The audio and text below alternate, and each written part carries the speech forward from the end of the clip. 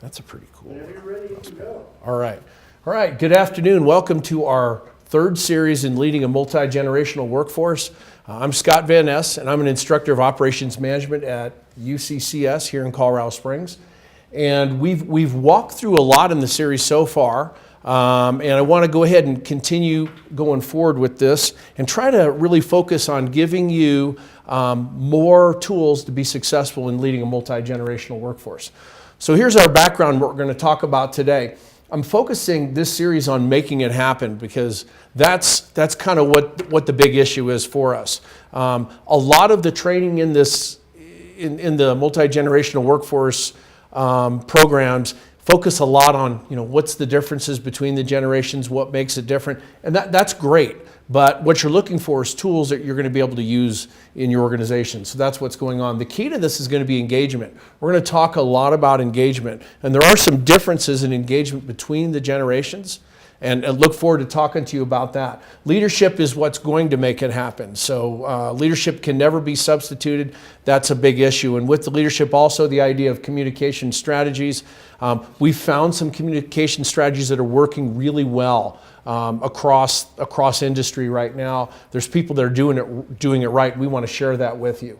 And then we'll get into our balancing act of kind of focusing at the end what we can do to bring this all together, which is tough. And finally, our last of the portions of this presentation have to do with aha moments. If you have an aha moment, something that comes up in your mind, something that you remembered, or a question maybe you want to ask, write that down. And we get to the aha moments, and we'll go over that with you. All right. So let's get started out.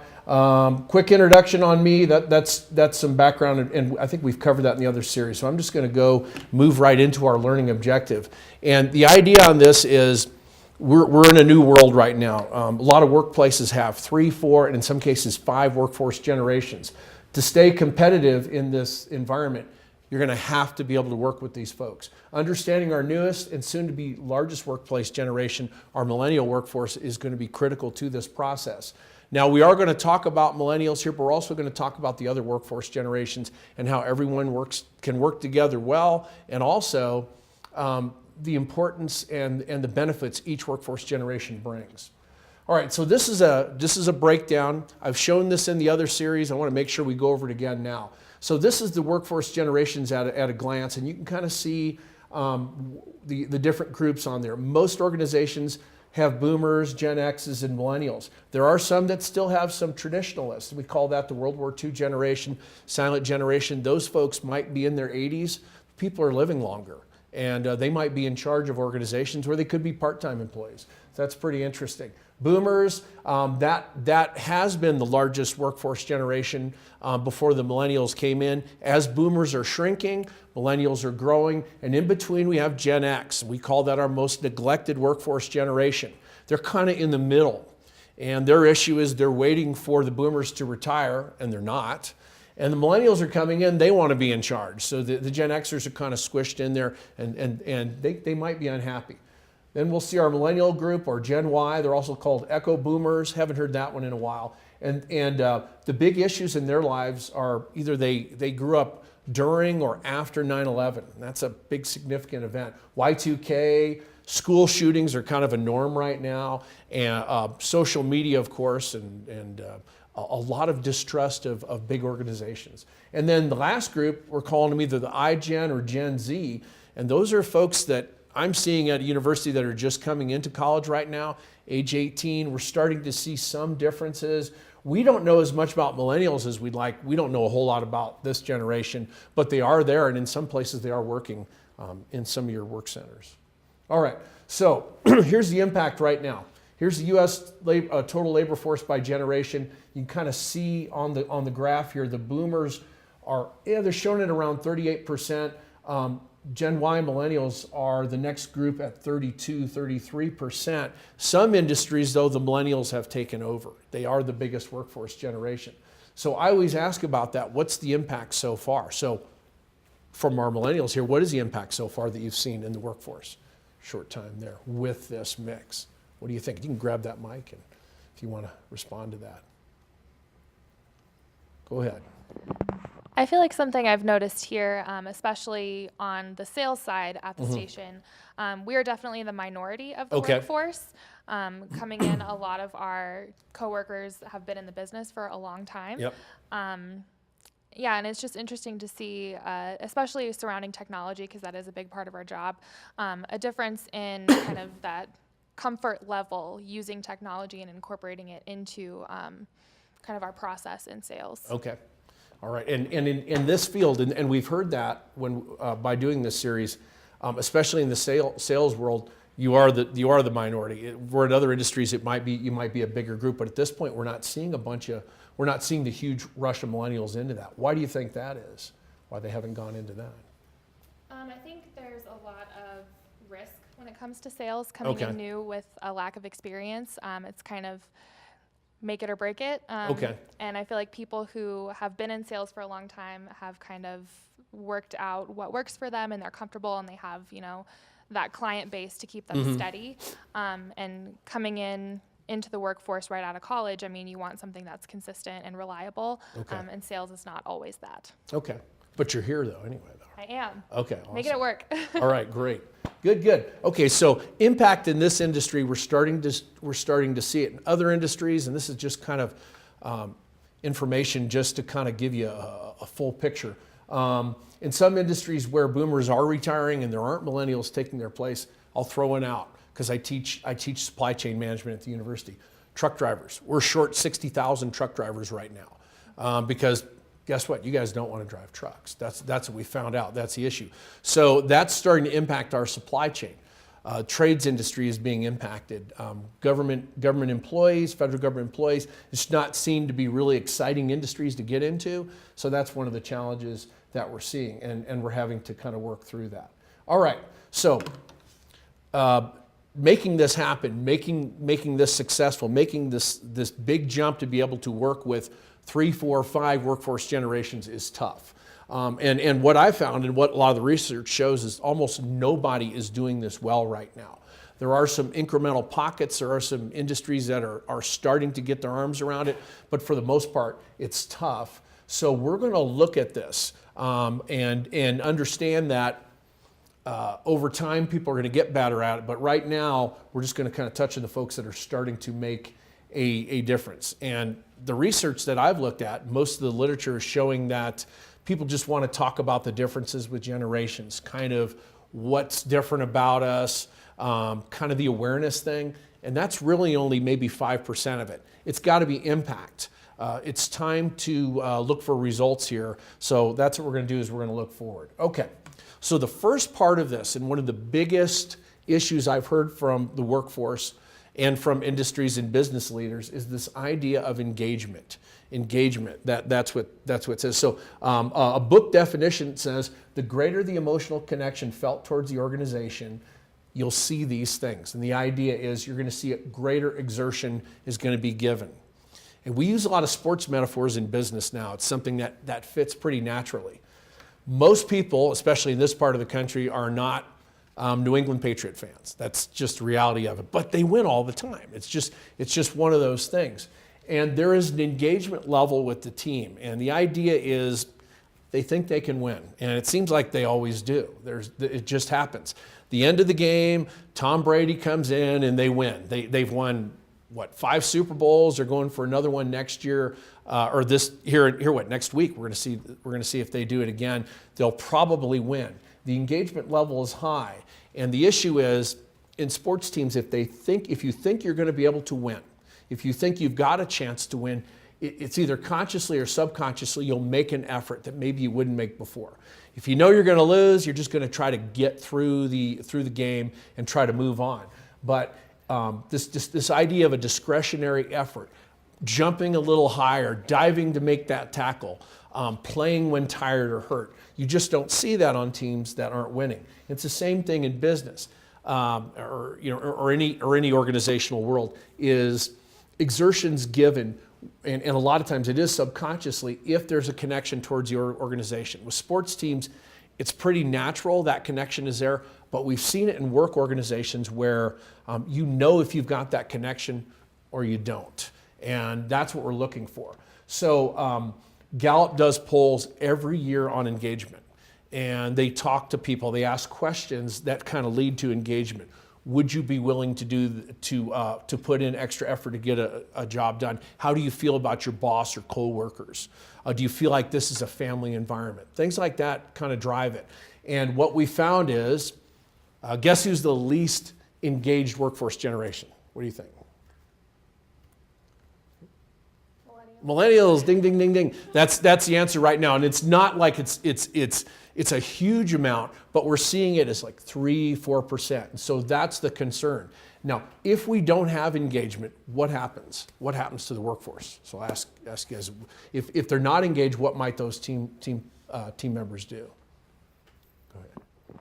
Well, if they're not engaged, then they're not going to put their full effort in. Right. So you're going to see that in the bottom line for sure. What else might they do, though? Want to do their own things and Okay. stray away from what the organization or corporation sees as Yep. would be successful. So if we don't have the engagement, we're not getting the discretionary effort. And I guess the last thing on that list, what might they do if they don't feel connection there? They will leave. That's what we're seeing too. So that's the idea. So, but you guys are staying. I know that, right? So that's good. So that's where engagement. It's a big piece. So we are, and we have measured levels of engagement for a long time, and they're considered good empirical measurements. It's respected by the APA. This is a good measurement, and Gallup shows. And there's a lot of data that also shows engagement equals success, like with the New England Patriots, like with a lot of the stations that we've been doing the series for. So we're looking for that. The toughest thing is trying to maintain and sustain it. We're usually engaged right away when we start with an organization, we start with a company, but that can wane after a while. That can get lost. And so the first year is critical in maintaining and sustaining those engagement levels. Definitely an issue. One area where we found there's been a lot of success, especially in trying to raise engagement levels of our newest, most awesome workforce generation, our millennials, is continuing the idea of feedback and making feedback meaningful and ongoing. Now, as somebody who's been in the workforce for a lot of years, feedback to me has always been, and until I started getting involved in this and doing this series, it's just something we had to do every year. We get feedback once a quarter. We sit down with the boss. They kind of walk us through stuff. Boom, boom. Okay, got it. We checked it off. We're good to go till next year. It's not something that motivated me. It wasn't something that inspired me. It was just a gotta do. And it's nice to hear good things, but you might not hear great things either. But what we found, feedback across the workforce generations means different things. With the boomers, it's like it's kind of a necessary evil. With the Gen Xers, I can't wait till this is over. Please let me get back to work. I'm ready to go. But with the millennial workforce, they're looking for something else. Annual performance reviews may not cut it. Quarterly feedback isn't there. They talked about here, instant micro feedback specific to certain behaviors in real time seems to work. And it's tough for us as leaders to do that. We have to be trained to give feedback. And also, if we're giving feedback, this workforce generation has no problems with giving feedback to peers and even supervisors. And that may put you off at some point, but as a leader, but in one sense, I find it recharges the workforce. It does. And once you've kind of put a program together with on-spot feedback to the point, and they say a Twitter-like response of 144 characters, that's good. That's what I need. And the annual review isn't near as important to this workforce generation as regular feedback. There's a lot of reasons for this. It might be because this workforce generation has got a lot of instant feedback over the years. A response to a text, or maybe from a teacher or from a parent. It's instant. They're used to it, and they need it, and they want it, and they'll ask for it on a regular basis. As a university instructor, I hear that a lot. How am I doing in the class? You're doing good. You're getting an A in here. You're like, well, how am I really doing? You're doing good. So I've got to get better at that feedback. So that's something we want to do, and to make this meaningful, we've got to dive in there. And this workforce generation is dying for feedback. They want it. They need to hear if they're doing okay or not. And that's also going to drive engagement. So this little cartoon up here, it says, the guy's talking to the team and he says, the good news is we're getting a lot of feedback. The bad news is we're getting a lot of feedback. So we want to make sure that feedback is meaningful. And a good way to do that is to ask folks, how do you want feedback given to you? Wouldn't that be something? How do you want me to give feedback? How would that work for you? And if it's regular, end of the day, something. But what we're finding out for sure that's pretty common is with the millennial workforce generation, they want more of it than the other workforce. It doesn't mean that more feedback is bad for those folks. In fact, if you haven't had a lot of good feedback in a long time, more feedback is still going to be a good thing. All right. So we talked a little bit about feedback. Let's kind of tie this back to engagement. In traditional work centers, work areas, places where I've worked for many years, a lot of decision making is made at the top and it's driven down. Organizations that have been successful in engaging millennials and retaining millennials have done a good job with distributed decision making. And that means not all decisions have to be top driven. Feedback can be gotten. Traditional chain of command calls on decisions can be replaced a lot of times with collaborative groups where we get people together and we're going to talk about an issue. And what we found is our millennial workforce generation, they've grown up with this. Schools are less directive than they used to be. Teachers are going to ask, and I do this, how do you want to do this? Is this a better way to learn? If I have a big class or if I have a smaller class, we can do more group. Do you want to do that? Is something that's going to work? It doesn't replace leadership, but you're going to have better acceptance of decisions if these decisions are made by a collaborative group. You're gonna, you absolutely can have the most relevant owner of that process take the lead, but getting informed feedback, information, especially from this workforce generation who you're probably selling to. This generation is getting a lot more, what do you want to say, affluent. They're controlling a lot more money. Why not talk to the folks that know them or living with them? So organic bottoms-up decisions seem to work a lot better. It does take time, and that's the biggest complaint I'll get from leaders is, I don't have time. I don't have time to do this. This is something that I need to make a decision now. And kind of my response to this is, yeah, that's true, and not every decision has to be run through a collaborative work group, but you can do some of them. So consciously decide to run some of these decisions through that. Not the ones that the decision has to be made right away. But if we do this, we're going to be a lot better off. Engagement levels are going to go up. Trust is going to go up. You'll see it. You just got to kind of dig in and do it.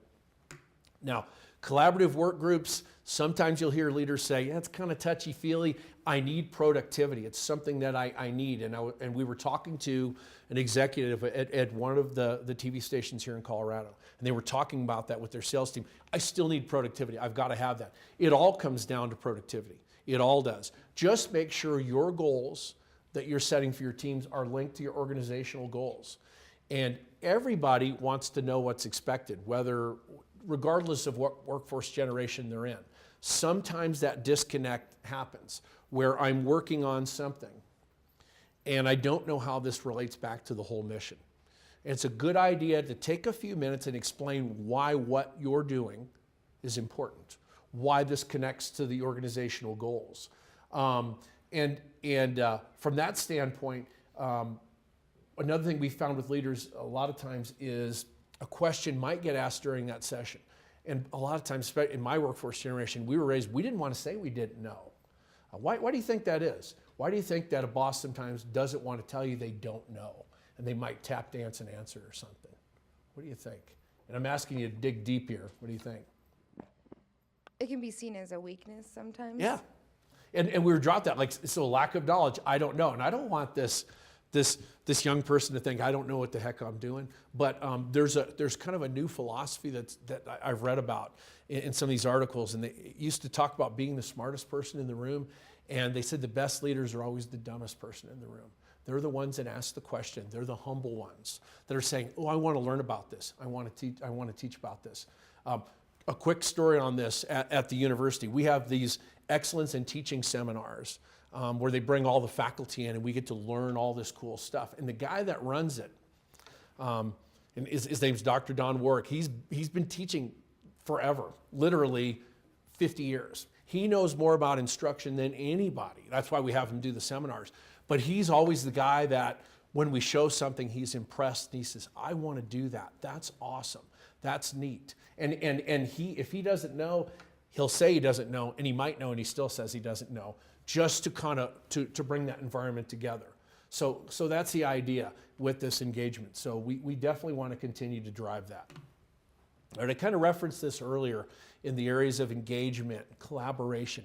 It's still always going to come down to leadership. And all workforce generations want good leadership. We all are looking for that. The idea is we want to have our workforce, our skills developed in our workforce generation. This is where this can kind of, we're starting to see a little bit of conflict in this area here. Folks that are coming into the workforce right now, our millennial workforce, they want to be developed and they want to be developed now. They're looking for those opportunities. They've got people who may be ahead of them in that line. And, well, I've got to develop these people first. I need to send these people to courses first, which you might. But if I'm not going to develop the leadership skills of this team, they're going to leave. They're not going to be engaged. So we have to do something, and it's going to have to come from a non-traditional area. The way you've developed people from my workforce generation is not going to work here. It's just not going to happen. There's a lot of reasons with this. I mean, this is a workforce generation that doesn't like to wait in line. You guys don't like to wait in line, we found. That's something. Okay, I always tell folks, if you want to get really good at waiting in lines, go in the military. You get really good at waiting in lines. So I'll stand in a line. I can do that with anybody, but a lot of folks don't.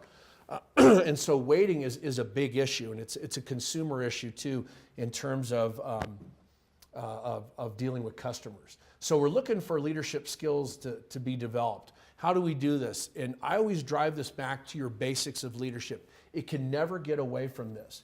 Is the purpose of leadership is to help individuals, groups, and organizations grow and prosper. My leadership style is I'm a servant leader. That's how I led organizations, and that's how I teach as an instructor. Is I'm serving my students. I'm trying to help them get to where they need to get. So if we take this on and we drive it this way, we need, as individuals, we need our leaders to help our personal and professional growth. In a lot of cases, as leaders, we don't know what you want to do. We don't know how you want to be developed. We don't know what you're looking for. So anything we can do in that area to help promote teamwork, cohesion, and refocus on achievement is always going to be good.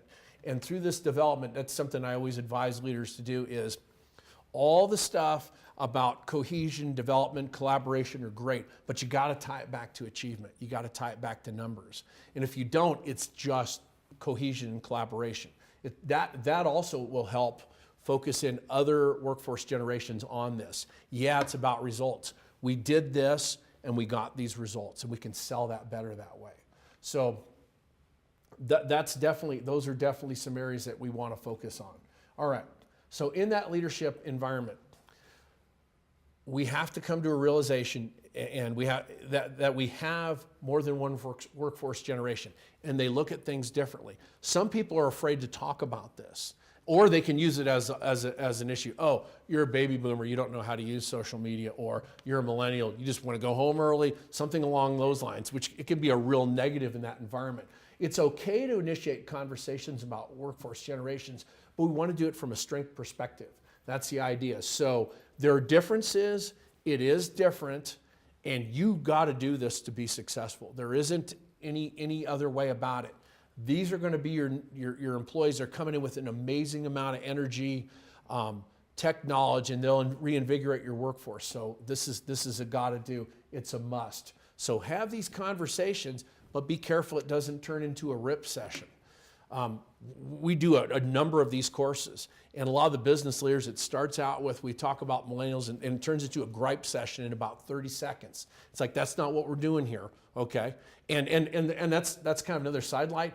I found that our millennial workforce generation is, they they are okay with laughing at themselves. They're better at that than the other workforce generations. They'll poke fun at each other. They'll say, hey, you're such a millennial.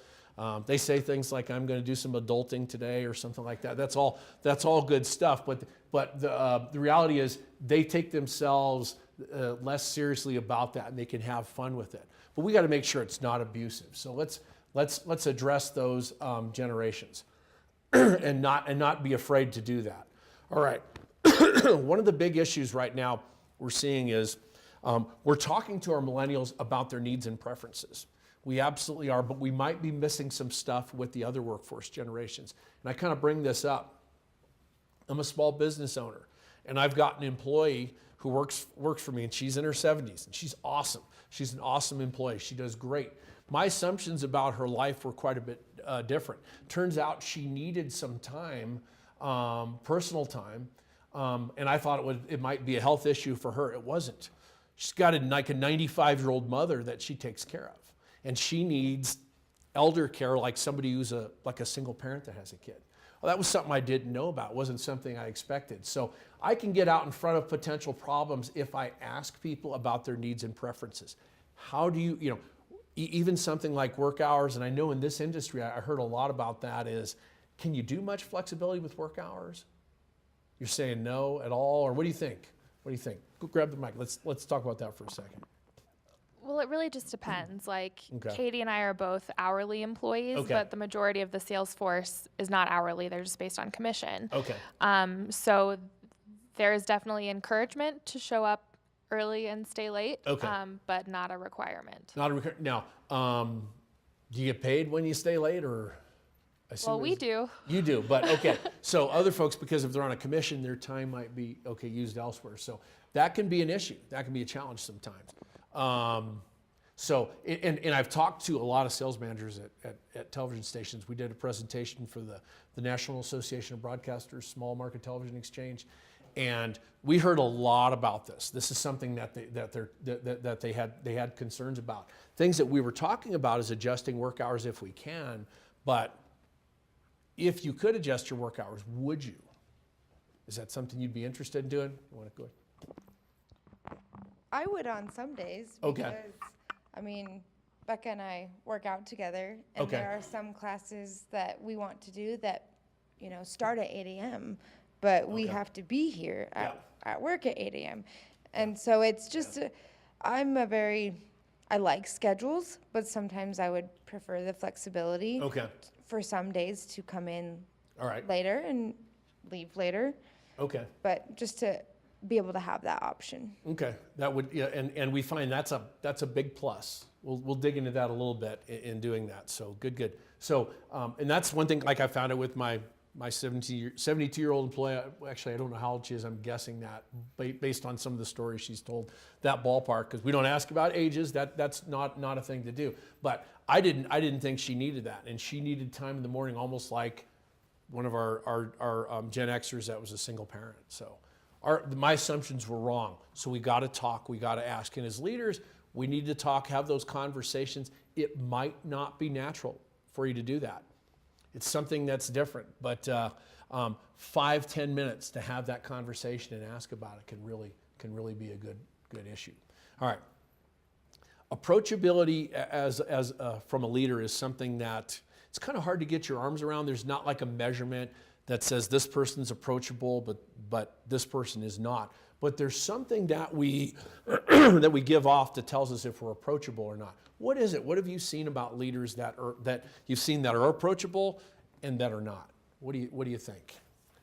Could have been a faculty member. We hear that too. Some faculty members are more approachable than others. Yeah.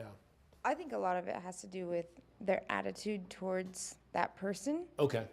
and it can range from day to day based on. Could be a bad day. Just don't talk to him or her today, because Right. Okay. But I've experienced managers who are approachable anytime, whether they're having a bad day or not. Okay. And that, as their employee, makes me feel comfortable that I can talk to them about anything, Okay. work or personal, and they can put their differences or whatever is going on with them aside. How do they do that though? I mean, what does that look like when you walk in their office or talk to them? How's that look? For me, at least, it's eye contact, because Okay. if someone is sitting on their computer and doesn't even look up when Okay. you walk in, it's like, okay, they're not ready to talk right All right. now, or I'll just find another time. Okay. But if someone, moves their mouse Really aside, pushes the stuff yeah, away. and Okay. actually makes eye contact with you when you walk in, or even, gestures, come in, what can I do for you? So I think it's just the approach from them, and I understand that if they're not able to talk at that time, that's fine. But they could tell you that too. It's like, hey, Right. this is not a good time, Yeah. but, Yeah. Can you come back at 2 and I'll give you my full attention? Yeah, it's the communication both Okay. ways. All right. So, and a lot of that, it's a nonverbal. It's just a feel or something. You walk in and they say, no, I'm talking to you, and they're looking at an email or something. And our leaders are incredibly busy. And it's something we trained on. This book talks about that, is when somebody comes in, it's like they're in your office. They're the most important thing that's going on right now. You need to literally push the stuff aside and say, you have my attention. That's what's going on. And that might feel that. How about outside the office, or when just in a regular day-to-day work situation? What does the approachable leader look like? I don't know. This is a tough one. What are you getting off that person if they're, or where they're not approachable? You'd see them, and it's like, okay, we're not going to go talk to that person today.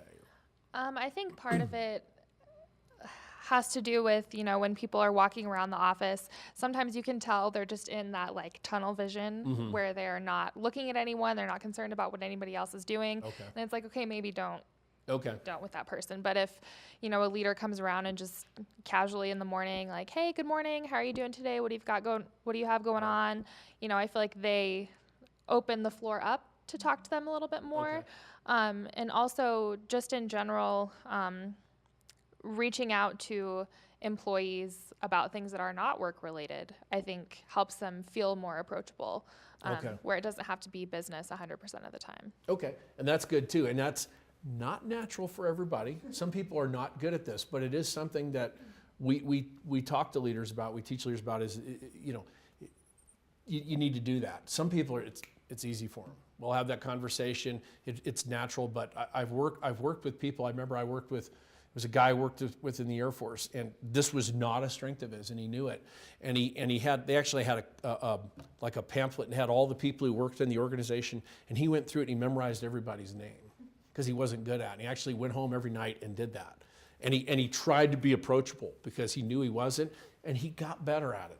Wasn't great at it, but he got better at it. So this is things that we can also look at too, is as approachable leaders, we offer options sometimes on decisions or an event or a practice.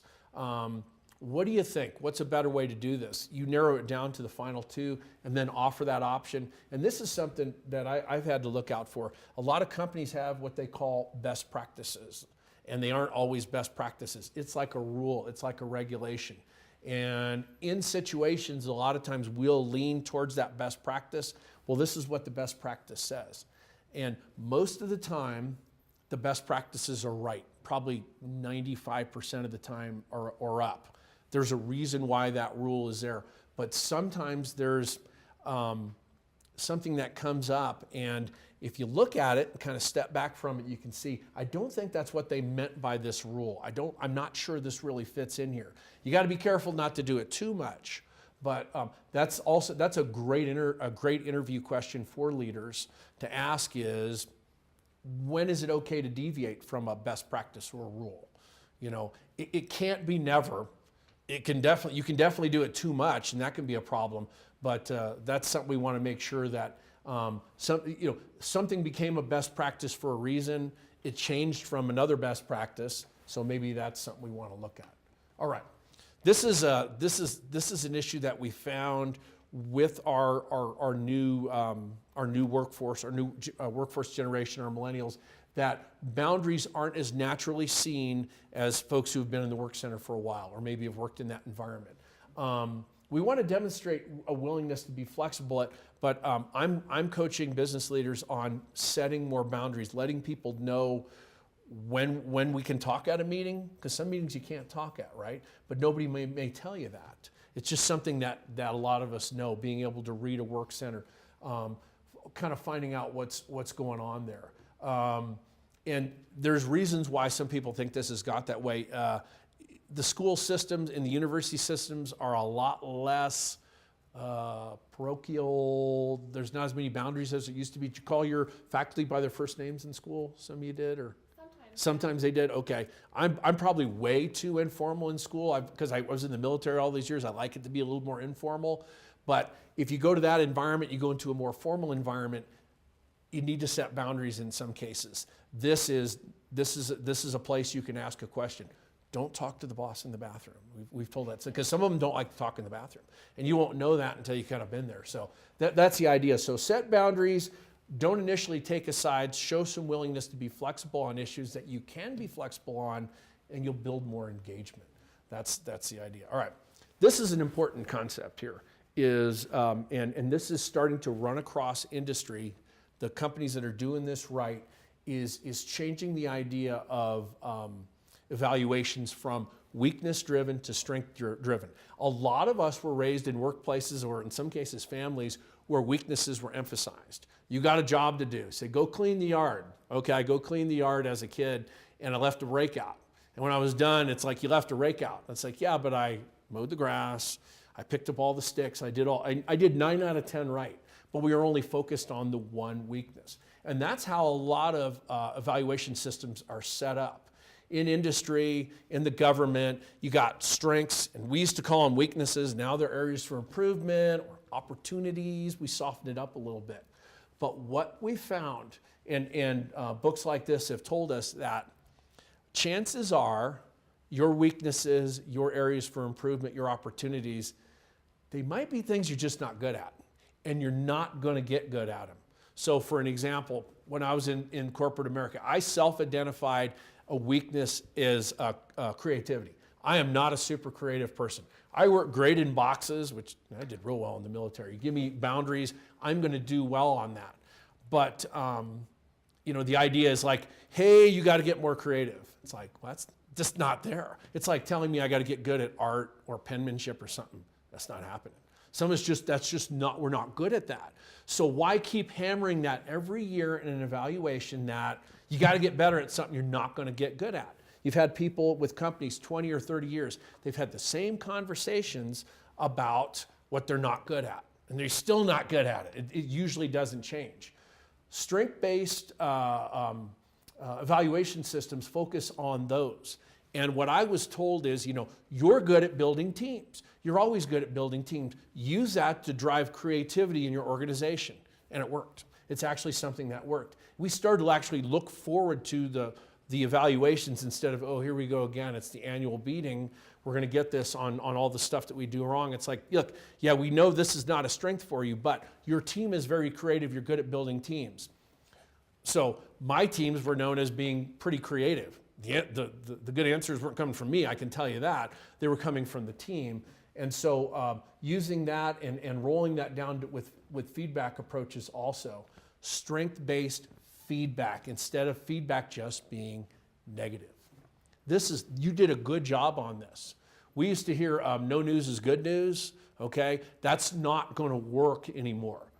People are looking for positive feedback. So focusing on strengths, acknowledging that we all have areas we're not good at. Ask my wife, she can tell you. I've been married 30 years, she's got a list of them. She reminds me every once in a while, it's like, hey, I'm still not good at that. It's not going to get any better. But that works really well. So, and it makes the appraisal system so much more enjoyable, and it actually rewards good things instead of focusing on the bad. And people want to be reminded of good stuff. Definitely there. In this environment, what we found is leaders a lot of times can be their own worst enemy. Not talking to people, not trying to get information. So we're coaching them on this, like you must pursue actively other opinions. You've got to do that, and it is not natural to do that. You've got to force yourself to walk around and actually talk to folks and find out what they think about things. Is there a better way to do this? We say look for a different perspective for sure, but I got this idea of actually physically changing your perspective. So in corporate America, I was doing supply chain distribution operations for Target Corporation in a distribution center. 1.5 million square foot distribution center. I've got people unloading trucks, loading trucks, moving stuff. And one of the managers that I was working with, a young manager I was mentoring, he was watching his work teams and trying to figure out why they weren't doing as well as they could. And on the floor, he's watching them load and do things. And he got an idea on this physically changing his perspective. So what he did was, instead of being on the floor, he went up on the mezzanine where the conveyor systems moved all the freight out. And he watched his team from up there, 30 feet away, 20 feet in the air, and he watched it. And he got a whole different perspective on what was going right and what was going wrong. And so what he does every day now is he goes up there for at least an hour or two. And if something doesn't look right, he actually bring the team members with him and watch. And so sometimes it is a physical change. You need to get out away from your problem. You need to move that. In this instance, it was an obvious physical change. He moved himself up higher, but it became something of a best practice for the organization after that is step away and look at it, because now you can see the big picture. You can watch what's going on. And if you've got a team that's performing well, there's nothing better than bringing a team that's not performing well and have them look at that. Here's what success looks like. Those conversations kind of run that way. Is what would that look like had it gone right? What would you have done differently? Those are the conversations that go on there. I think one of the other I say complaints or issues that we've heard from our millennial workforce is, am I going to move up? When am I going to move up? Who's going to be in charge? How are things going to go? And this is a real weakness in organizations, is succession plans. I think it's weaker than it's been in a long time, longer than I've ever been in the work world, is, who is going to take charge? Is there a succession plan? And it's driven from a few things. One is we've got people working longer than ever. Retirement isn't even talked about. People in their 70s are telling us, I'm never going to retire. I would rather die here than retire. I'm not going to do that. Well, who's going to take your place? It's not thought about. It's not talked about. So, and also as we've driven organizations flatter, where we only have one or two bosses, or a lot of organizations that are privately owned or sole proprietorships, there is no plan for anybody to go forward. And this is a huge engagement driver if we know what's going to happen. To actually take a strategic look at organizations and find out, actually ask yourself, when are you going to leave? Who is going to take over? And then instead, when somebody does leave, or they, in some cases die, who is going to be in charge? What's going to go on? So the idea of a 6-step succession plan is something that we can start with. And the way this thing is set up, there really isn't a start and finish on it. It's a constant system of initially analyzing gaps. Gaps are usually after the fact. Somebody's left, somebody's gone, or they're going to leave in the near future. Look at your talent pools, and we'll talk a little bit more about that in the second series, about where talent pools are for finding this, and develop succession strategies. Implement them, monitor and evaluate them, and make sure they're linking to the strategic plans of the organization, and continually do this on a regular basis. Some organizations we've worked with, they haven't done a succession plan ever. They say, you need to do this. Your team needs to know that there is going to be a future after you. So that's critical. So succession plans are something I find really, really lacking out there. Another thing that helps a lot is this idea of revisiting the mission and vision statement of your organization. We're going to talk more about this in the second series, but I want to show a little bit to kind of drive this. The mission vision statement should document your organization's reason to exist. Have you read your mission vision statement for your organization? Do you know what it is? Or okay, that's the idea. So a lot of times, if management isn't talking about it, you're not going to be thinking about it. So it's something we definitely want to look at. Mission, vision, values are critical.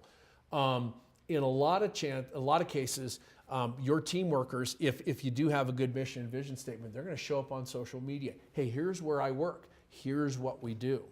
Is that what you really do? Is that what the organization is all about? There's got to be something that defines the brand of the organization. And We find with our new workforce generation, branding is very important. You might have a personal brand, you feel like it's yours, you want to protect that, it's important to you.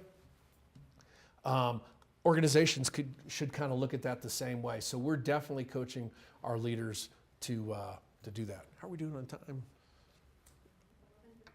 Okay. When did we start? I don't even remember. Maybe like 10, 15.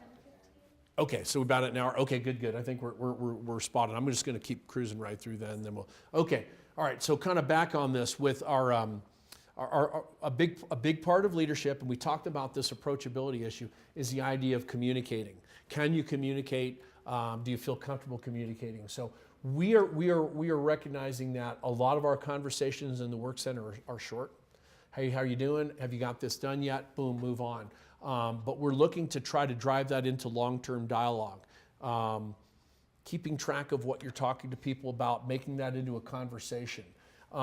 This can be a point of frustration, especially from some workforce generations that aren't as used to being communicated with. It might be a little bit, there might be some frustration with that. But if we make the effort and let folks know that this is important to us, that we have regular conversations about things.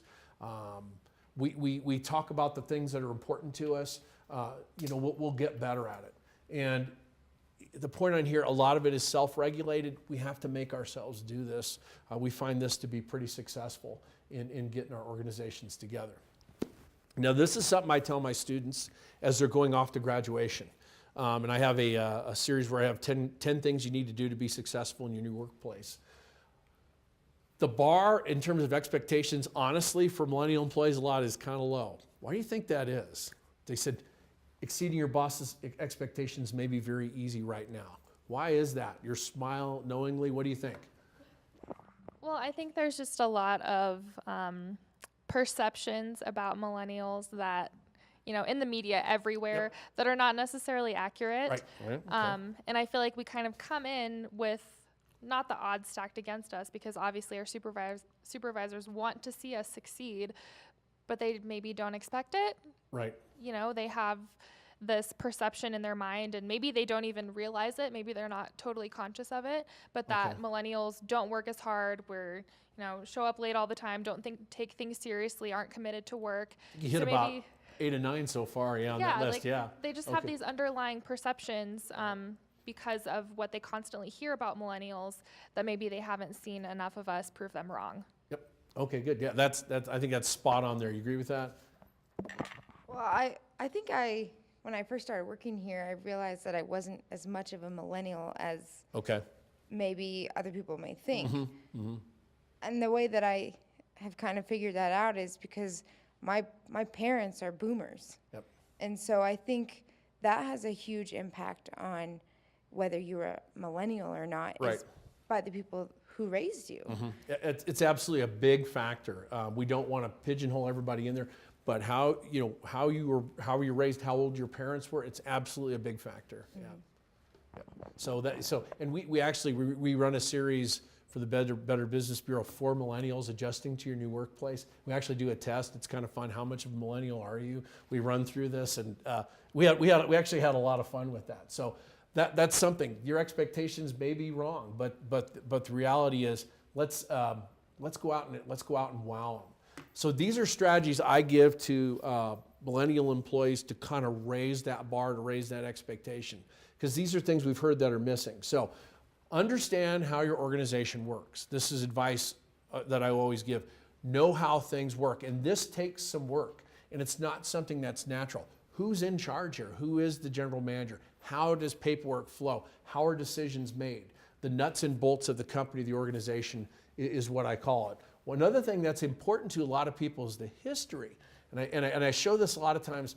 I'll talk about historical things in management in my classes, and as soon as I pop on a black and white video, it's like, switch goes off and nobody's watching it anymore. And I'm like, why is that? And it's like, I don't want to see that. Well, sometimes history is not really exciting, but it is important. People that have been in the organization a long time, there's a reason that this place is where it is, and it's important to know that. What's been successful and what hasn't, and what are the ways that things get done here? It talks about rules and regulations Yeah, that's important. But who are the gatekeepers? Who are the people that let you in or don't let you in? Kind of what's going on there. And I got a little graph on SWOT analysis. This is something I encourage folks to do on organizations, to do a mini SWOT analysis on what you've seen. What are they good at? What are their strengths? What are their weaknesses? What's not that great? What could they do better? And then what are the threats to the success of the organization? And I also coach folks on do one of these on yourself. And that's not fun a lot of times, is do a self-analysis. The strengths are pretty good, the opportunities, but that weakness threat thing is something. And the threats a lot of times is that can be really revealing what's a threat to you being successful, what might be holding you back. And a lot of times it is like this picture, there's a hole, you don't know it's there. You got to kind of dig in for it and look for it. So do a SWOT analysis on yourself. It can be very revealing, be kind of sad too in some cases, but you'll definitely be better in terms of that. Another thing I talk about this is we say, what does it say? Showing half of life is showing up. You got to be there. You got to be there to be successful. Show up and be present. It might sound silly, but I mentored managers in corporate America that we used to have meetings that were off shift and they didn't come to the meetings. And it was kind of noticed like, dude, you need to be at this meeting. And they're like, yeah, it's off shift. And I didn't really think that was important. It's like, no, everybody else was there but you. So we saw that. So you got to be there. So cartoon here from Dilbert says, Wally, can you attend my meeting Friday? He says, I'm very busy, but I'll meet you halfway. He says, what does that mean in this context? They say half of life is just showing up. And so she says, so you will be doing the other half. That's the idea. So I use this in my classes that we do like regular quizzes and then there's class participation. It's not half the class, but it's about 20%. So you should show up for class because good things will happen. So the idea is, and that might be a bad rap against millennials, is not showing up, not especially if meetings are early. You guys are proving them wrong on that, right? That you're there. Good. That's what we're looking for. But this is something that's important, and we might have learned some bad habits. If we missed a class in college, it was okay a lot of times, right? It wasn't the end of the world. Well, here it might be. It might be in some cases. Mentorship is critical. We talked about this, but picking up the nuances of how organizations work, the behaviors, how to respond to the boss, what to call him or her, things like that are tough. And when we've talked about this, and I've coached my students on this, you need to watch this from a mentor, people that are in the organization on how they're doing things and use that as your example. But most of the time they're doing it from a peer. I have a student who missed a class. Instead of asking me what they missed, they ask a student and they do it wrong or something. So why didn't you ask me? Why do you think they do that? Why do some of us not ask a mentor, but we ask a peer instead? What do you think on that? We see a peer as an equal and somebody who maybe that we can relate to more. More approachable maybe in some cases? Yeah. And, you know, if you go to a mentor, you know, in your case, you're their instructor, they maybe don't want to admit that they missed something. It's like a failure. Like I didn't notice they weren't there. Yeah. A failure for them. Okay. That's good. I learned something on that one. Any ideas from your end on that? Yeah, I think it's similar to what you said earlier about someone in a position of authority not wanting to admit that they don't know something. I think it goes both ways, that, you know, if you are asking someone for help, a lot of times it's a lot easier to just ask a peer because it's not going to reflect negatively on you necessarily versus asking, you know, a mentor or a supervisor a question. I feel like there's this fear that maybe they'll make an assumption based on that question. You don't want that to happen. All right, so those are good points. That's excellent. So we have to be approachable as leaders so people will do this. And you know, hey, I've got an open door policy, stop by anytime. Right. That may not, that, you know, it might sound good. So we have to work at showing that we are approachable and that it's okay to do this, that it's all right to ask a question like that. And that might take some effort from the leader's part to prove that this is a trustworthy environment, that you can ask this question, that it is okay to do this. Or in some cases, notice, hey, follow me, watch me do this. This is kind of how we do this meeting. and the perspective might be different. It's still okay to ask the peer, what's your perspective on or how it works? But we want that mentorship, or we want that mentorship thing to be not just formalized job coaching, but also a relationship thing where we feel like we can go talk to them on the regular basis. This is something we're driving also with our leaders and with our other workforce generations, is ask more questions. Say the average 4-year-old asks 437 questions a day. If you've been around 4-year-olds, it might seem like that. That's a lot of questions. We expect our leaders to have the answers, but we don't always ask. It's okay to ask. There's a way to ask, but it might be some nuances on when to ask the question or not. And I coached new executives when I was mentoring was, if you're in a meeting, it might not be the time to ask that question, because this isn't, but write it down. Go ahead and write that question down and then ask me afterwards. I'll get you where you need to go. So don't be afraid to ask the questions. You just don't have to blurt it out all the time. And we're trained in school, if we have a question, what do? Raise our hand and do it. And in this environment, that may not be there. That can be looked at as being, I don't know, if you ask too many questions, you might feel like you look dumb. Or on the other hand, it might be interpreted that you want to be catered to. You want to know this stuff. There's just sometimes a time and place for questions. And the idea of mastering communication. This is something that we find can be lacking sometimes. How we approach an email or a text, or how that might be interpreted at the other end, can be quite a bit different. If you've come from a really informal environment and you go into a formal environment, you can get yourself in a trick on responses. Do you notice that the communication here is different than where you've worked before, or seen before, is a bit more formal? Okay, good, bad, or kind of, was there any adjustment for you in that, or? I think an adjustment was just the amount of emails that you had to send. Okay. Like, I'm used to going to that person and asking them directly. I hear that a lot too in this industry. That's interesting. Okay, and I heard from sales managers talking about, I need them to send emails. They can't call these people all the time, and they certainly didn't want them to text. Yeah. So that was the issue there. Okay. I think an email too is also a paper trail, following up that you actually did it. Right. But there are some things that, at least I think, don't need an email. Okay. To me, a nod of approval over there. Okay. Sometimes it's more work to send an email than just to go ask them. Yep. But everybody's working different schedules here, not time-wise, but right. where they are. Sure. In any given day. So that's been the thing, just the massive amounts of emails. There's a way emails are supposed to look, or do you get coached on that at all? Like, here's how we do emails. Okay, that's something where we really advise a lot of our leaders is to do, like, hey, this is how you do this. This is when it's appropriate, because you don't know until you mess up a lot of times, and we don't want that to happen.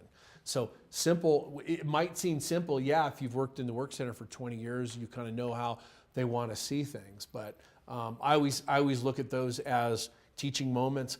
I'm amazed sometimes from students, the types of emails I'll get, like, that is not how you do this. I can either just take out a flamethrower and burn them up, but I'll try to make it into a teaching moment, like, hey, you don't want to do this. Yeah. And it's interesting that you say that, because I remember in college, students would, at least where I went, or some of them, would organize an email so professionally and spend so much time on how to craft that, and then you would get back from your instructor like, okay. And so it's like, that can be frustrating too. I guess sometimes the amount of work that maybe, and it can go both ways, that the amount of time that goes into an email isn't reciprocated. Okay. That's something that I guess we can learn sometimes in leadership. Like, hey, somebody really poured their heart and soul on this. It probably needs more than an okay. And would you feel comfortable in giving that feedback to a leader? That might be tough, but that's definitely those are good points. Good thing. Yep. I also feel like there's a lot required into figuring out what form of communication is best for each person, because there are managers in particular, like some of them are really great about responding to emails, and others, it will sit in their inbox and they'll never see it. Okay. But it's kind of hard to navigate that because everyone has a lot going on, and it's like, well, this is not urgent, but I do need an answer eventually. But I don't want to call you and disrupt what you're doing. I don't want my email to sit in your inbox all day. So kind of navigating that is definitely tough. And there are some people that just don't respond. They just blow it off. But I think it's good to ask a boss about that, how they wanted to be. How do you want me to communicate with you? What do you want to? One thing we've talked about in this series a lot is one of the best questions I've ever heard is to ask a boss, how do you like to be interrupted? And I remember when I was in corporate America, my first boss, 21 years in the military, I go out there and I asked him a question, how do you like to be interrupted? And he said, I don't. So that told me that this guy, unless the building was on fire, I'm not bugging this guy. So that's okay, but those are good questions to ask. And especially if you got multiple people that like to be addressed or talked to in different ways, that's something leaders can address, is maybe to formalize that a little bit. It's like there's a customer service model that some organizations are looking at. I saw it was called Excellence in Customer Service magazine. I just looked at it yesterday, and it said all emails will be responded to in 4 hours is what this company was doing. And it would be like, that's pretty cool. And everybody knows it, and they actually measure it. So it's a success factor. So, you better respond back in that picture. So mastering communication, critical, both written. We talk a lot about a lot of written communication because that's where there is a paper trail. This is another communication strategy that I've talked about with folks that are going into management positions. And this is one of the best books I've ever read on leadership. And this guy here, this was an Air Force book. I got this class when I was becoming a squadron commander. And this guy, David Goldfein, he's now the chief of staff for the Air Force. He's a 4-star general. He's on the Air Force commercials now. I see him on TV. I say, hey, I knew this guy. Okay, and he wrote this little primer, and it was called Sharing Success, Owning Failure. And it's one of the best books I've ever read on leadership. And the idea is, if there's something wrong, if something goes wrong on your watch, you own it. This is mine.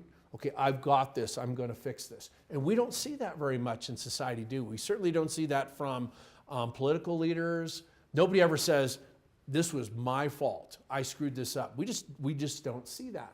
And this is getting tougher with not trying to pigeonhole or put a stereotype on somebody, but we're seeing this to be more of a challenge with this workforce generation, is that if something goes wrong, to take the blame gracefully and gladly that, yeah, this was my team, I screwed this up. So I read this book and I went through this process, and then I was commander of a transportation unit.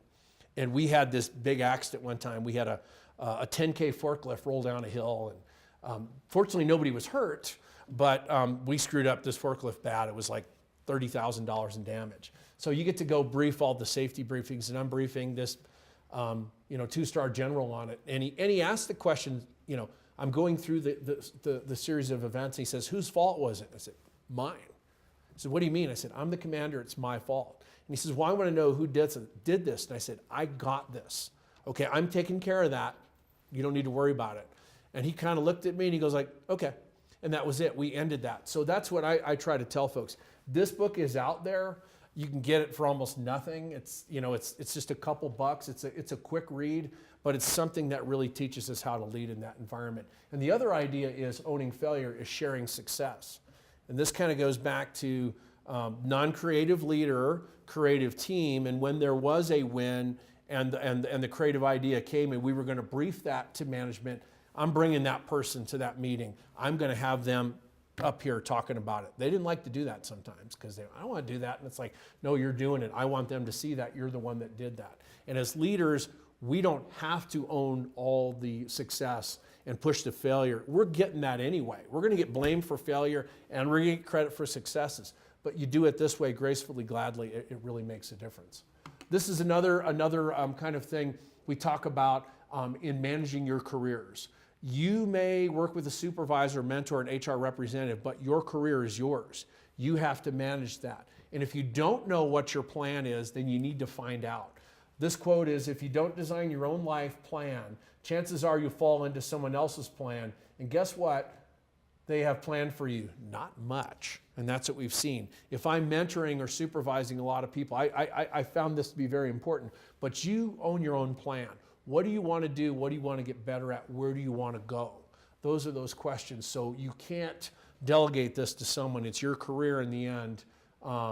A mentor may have some control over it, but it's still always going to be yours. This is one of the last ones in the series. We'll talk about this, is this idea of focusing on results, not effort. When something goes wrong, your reaction might be, well, I tried my best. Nobody wants to hear that, okay? It worked great, and it may be something that was worked well with parents or in school, but focusing on effort, like I tried my best, can sound immature. It's something that people don't want to hear. Okay, of course you tried your best. We always try our best, we should be.